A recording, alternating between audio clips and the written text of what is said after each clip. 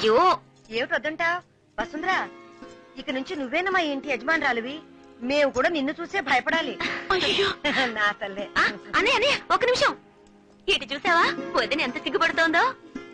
పెళ్లికి ముందే ఇలా ఉందంటే తాళి కట్టిన తర్వాత ఇక అంతే.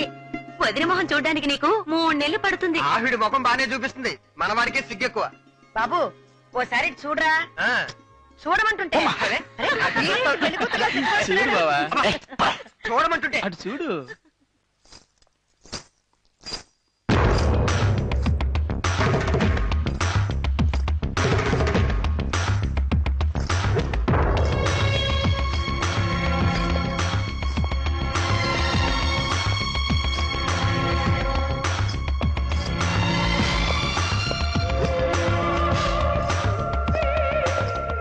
బాగున్నామ్మా? బాగున్నాను అత్తయ్య. ఇదేంటమ్మా లే, వసుంధరని చూడాలి. వెళ్ళమ్మా వెళ్ళి చూడు. రండి. ఎన్నో నెల? కొంచెం ఉండండి, కాఫీ తీసుకొస్తాను. జాగ్రత్త. కూర్చోండి కూర్చోండి. ఇక నువ్వు నాకు పని మనిషివి కాదు, వారికి. నువ్వు పెద్ద కిలాడివే. ఎవ్వరికీ తెలియకుండా గుండెలో ఆశలు దాచుకున్నావు, అందుకన్నాను. నన్ను క్షమించమ్మా. నీ నరసింహం మీద నేను ఆశపడ్డాను, కానీ అది నెరవేరలేదు. దేవుడంటూ ఒకడున్నాడుగా, వాడు ఎవరెవరికి ఏమేమి రాసి పెట్టాడో ఆ విధంగానే జరుగుతుంది. వసుంధర, నువ్విప్పుడు మా ఇంటి పిల్లవి. నీకే శుభకారం జరిగినా పుట్టింటి సారి నీకు మా ఇంటి నుంచే రావాలి. కానీ మా నాన్న చచ్చిపోయి సంవత్సరం కూడా అవ్వలేదు, సారీలు ఇవ్వకూడదని చెప్పారు. ఏమైనా నీ అక్కయ్య అనే స్థానంలో ఇది నేను తీసుకొచ్చాను. ఇది కట్టుకుని అమ్మవారి గుళ్ళో నీ పేరుని అభిషేకం ఏర్పాటు చేశాను, వెళ్ళి చేసిరా. అయ్యో, నన్ను పెద్ద మనిషిని చేద్దులేలే, నేను చిన్నపిల్లనే. తీసుకో.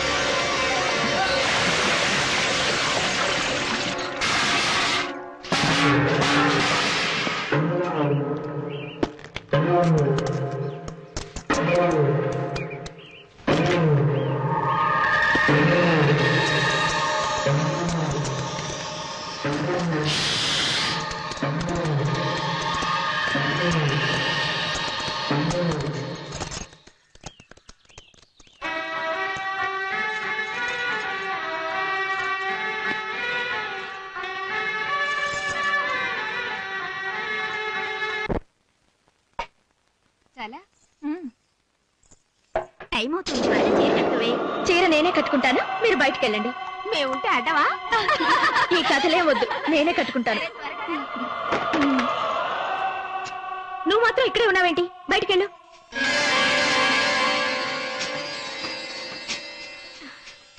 ఆ రోజు అమ్మవారి పూజకని ఎరుపు రంగు చీరిచ్చాను, దానివల్ల అంత ఘోరం జరుగుతుందని అనుకోలేదు. నన్ను క్షమించు. అయ్యో పర్వాలేదండి, నువ్వు అమ్మవారికి అభిషేకం చేసే అవకాశం లేకపోయింది, అందుకని నేనే నీ పేరున అమ్మవారికి అభిషేకం చేసి ఆ పాలు తీసుకొచ్చాను. తాగు. అమ్మవారి ముందు పెట్టి దండం పెట్టుకుని తాగుతాను. అభిషేకం పాలు నువ్వు తప్పకుండా తాగాలి. సరేనండి.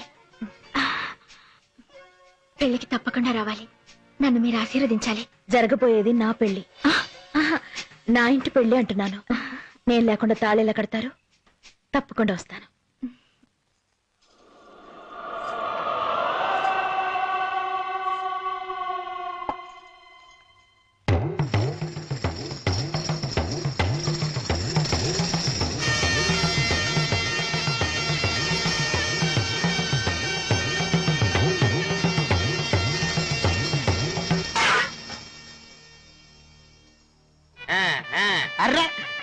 లక్షణంగా ఉన్నాడు. నేనేనా?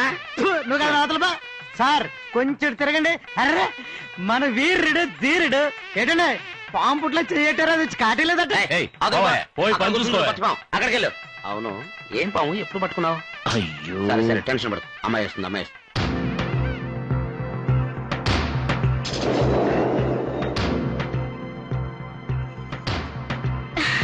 ఏమైందంటే పాలు తాగలేదా? కాదండి, నేను దేవుడి దగ్గర పాలు పెట్టి దండం పెట్టుకుంటుంటే అప్పుడు పాము వచ్చి పాలు నెట్టేసింది. నేను పెళ్లికి ముందు నాగేంద్రకి పాలాభిషేకం చేయిస్తాననుకుంది. అప్పుడే నాకు జ్ఞాపకం వచ్చింది. అందుకే వెంటనే గుడికి వెళ్ళి రెండో దిన టైం అయింది. ఒక్క నిమిషం. రండి.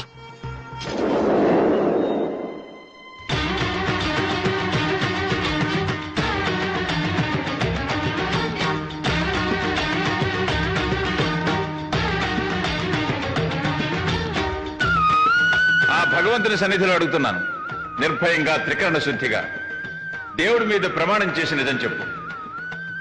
ఆ అబ్బాయిని పెళ్లి చేసుకోవటం నీకు మనస్ఫూర్తిగా ఇష్టమేనా? ఏమయ్యా, నీకు మనస్ఫూర్తిగా ఇష్టమేనా?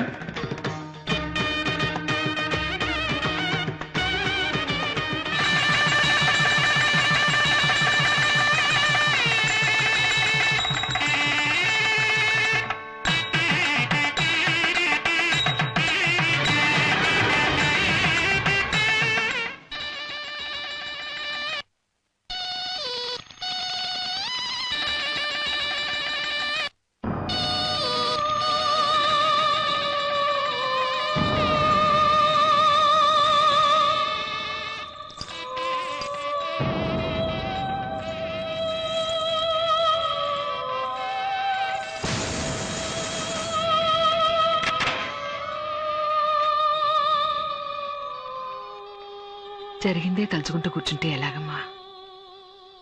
ఏమ్మా, జరిగిందంతా మర్చిపోతావనే కదా నేను ఇక్కడికి తీసుకొచ్చింది. ఎప్పుడు చూసినా నువ్వు అదే చూస్తుంటే ఎలా చెప్పు? నా తల్లి కదూ, భోంచేయపోతే ఆరోగ్యం పాడవుతుంది. ఈ కాస్త తినమ్మా. నీకేమన్నా పిచ్చి పట్టిందా? నిజంగా నాకు పిచ్చి పట్టింది. ఇక మీద నేను ఎవరి మొహం చూడదలుచుకోవట్లేదు. నేను మోసపోవడం మాత్రమే కాదు, పరుపోవడం మాత్రమే కాదు, అవమానపడడం మాత్రమే కాదు, నేను ఓడిపోయాను. ఒక పని మనిషి దగ్గర నేను ఓడిపోయాను. అతని మీద ఇంత ఆశ పెట్టుకున్నామని తెలుసుకోలేకపోయానమ్మా. ఎలాగైనా నరసింహాన్ని తీసుకొచ్చి నీకు అప్పగిస్తాను. ఒక పని మనిషి పడుకున్న చోట నేనా? నీకు ఇటువంటి నీచమైన ఆలోచన ఎలా వచ్చింది? నువ్వు నా కన్నవేనా? నువ్వు అసలు ఆలోచించి మాట్లాడుతున్నావా? చెప్పు. అన్నిటికీ నువ్వే కారణం. నువ్వే నీ డబ్బు పిచ్చే కారణం. వెళ్ళండి, అందరూ వెళ్ళండి. ఇంకెప్పుడు ఎవరైనా కట్టుపడకండి. మళ్ళీ ఎవరైనా కట్టుపడ్డారో నా మొహాన్ని నేను నిప్పుగా తగలబెట్టుకుంటాను. వెళ్ళిపోండి, వెళ్ళిపోండి, అందరూ వెళ్ళిపోండి.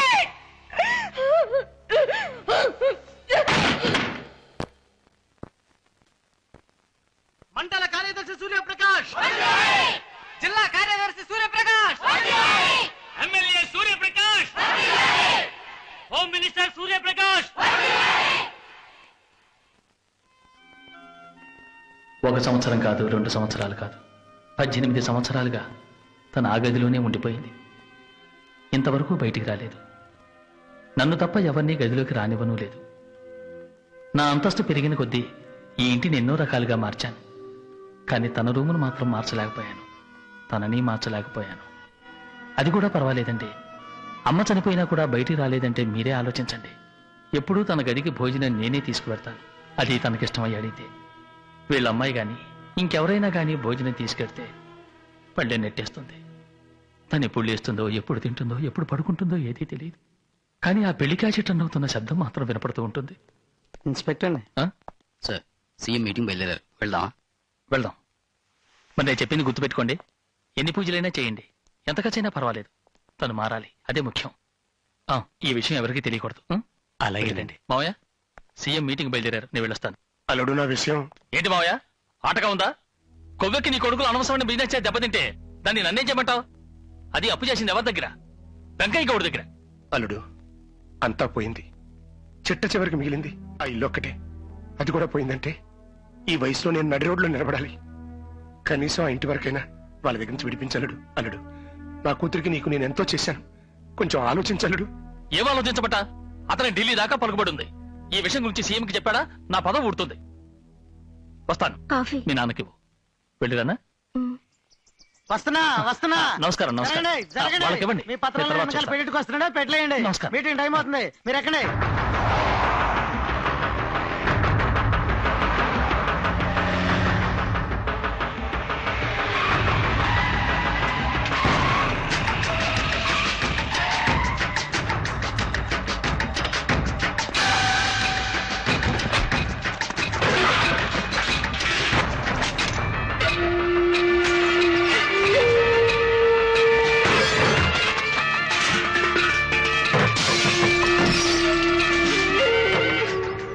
అయ్యా అయ్యా అయ్యా అయ్యా అయ్యా మీ కాళ్ళు పట్టుకుంటున్నాను, ఆపించండి అయ్యా.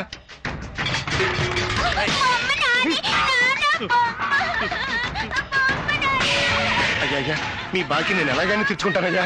నువ్వు అప్పు తిరిగిస్తా అని అంటూనే ఉన్నావు. నువ్వు ఇచ్చింది లేదు, నేను పుచ్చుకున్నది లేదు, మరి ఏం చేయమంటావు? వంశపారంపరంగా ఉంటుంది ఇల్లయ్యా, ఊళ్ళో తెలిస్తే ఉన్న పరుగు పోతుంది. ఆ కాలం నాటి ఇల్లు, అందమైన ఇల్లు, కంచుకోట లాంటి ఇల్లు కదిలించలేననే గాని ఉద్దేశం. మా అన్నయ్య ఎంతో వైభవంగా బతికిన ఇల్లయ్యా, కొంచెం టైం ఇవ్వండి, అప్పు ఎలాగైనా తీరుస్తాను. ఎలా ఇస్తావు? దొంగతనం చేస్తావా? నువ్వు చేసినా చేస్తావు, దొంగతనం చేసి ఇచ్చినా ఇస్తావు. ఏం చేయను? నీకు ఇచ్చిన గడువు పూర్తయింది కదా, ఇక నన్ను ఆడించలేవు, కదిలించలేవు. ఆ దేవుడే వచ్చినా ఏమీ చేయలేడంటున్నా. ఎవరిచ్చారు?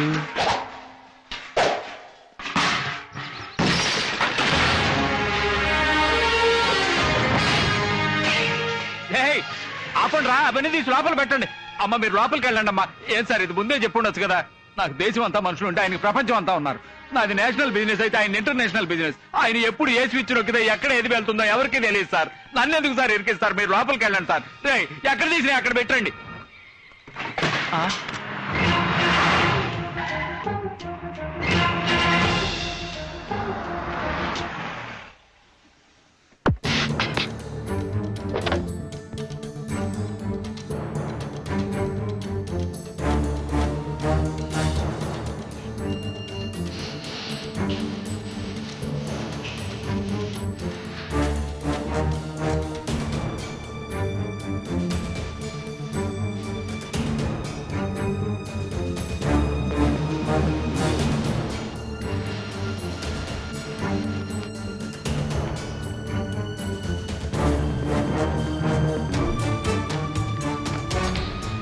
ఎక్కడికి వచ్చి గొడవ చేస్తున్నావు?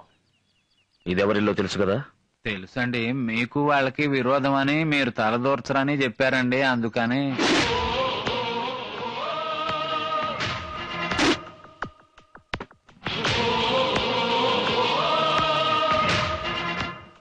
నీకు రావాల్సిన మొత్తం వడ్డీతో సహా ఇందులో ఉంది. సరిగ్గా ఉందో లేదో లెక్క పెట్టుకుని పత్రాలు తీసుకురా. లెక్క పెట్టకుండా ఇచ్చేది మీరు, మిమ్మల్ని తలుచుకుంటూ బతికేది మేము. మీ డబ్బుని లెక్క పెట్టగలమా? రాయ్ పత్రాలు తీసుకురండి రా. అలవాటు దోషంతో అరిచాను, నన్ను క్షమించండి. మీరు వెళ్ళండి అయ్యా, నేను దగ్గరుండి సర్దిస్తాను. రాయ్ తేండి తేండి. ఎక్కడి నుంచి తీశారో అక్కడ పెట్టండి. అతిగా ఆశపడే మగవాడు, అతిగా ఆవేశపడే ఆడది సుఖపడినట్లు చరిత్రలో లేదు. ఇది నా తండ్రి పుట్టి పెరిగిన స్థలం. నాకు సంబంధించి ఇది ఒక దేవాలయం. ఇక ముందైనా జాగ్రత్తగా చూసుకోండి. ఇచ్చావుగా బాబు. అది ఇల్లు కాపాడటానికి, ఇది మిమ్మల్ని కాపాడుకోవడానికి. నరసింహ, మీరు పెద్దవారు. మేమంతా పెద్దవాళ్ళని వయసులో. అందరికన్నా విశాల హృదయం ఉన్న నువ్వు బాబు నిజమైన పెద్ద మనిషివి. నన్ను క్షమించు నరసింహ. బాబాయ్, జీవితంలో ఒకటి మాత్రం గుర్తుంచుకోండి. కష్టపడందే ఏదీ రాదు, కష్టపడకుండా వచ్చింది ఎన్నటికీ నిలవదు.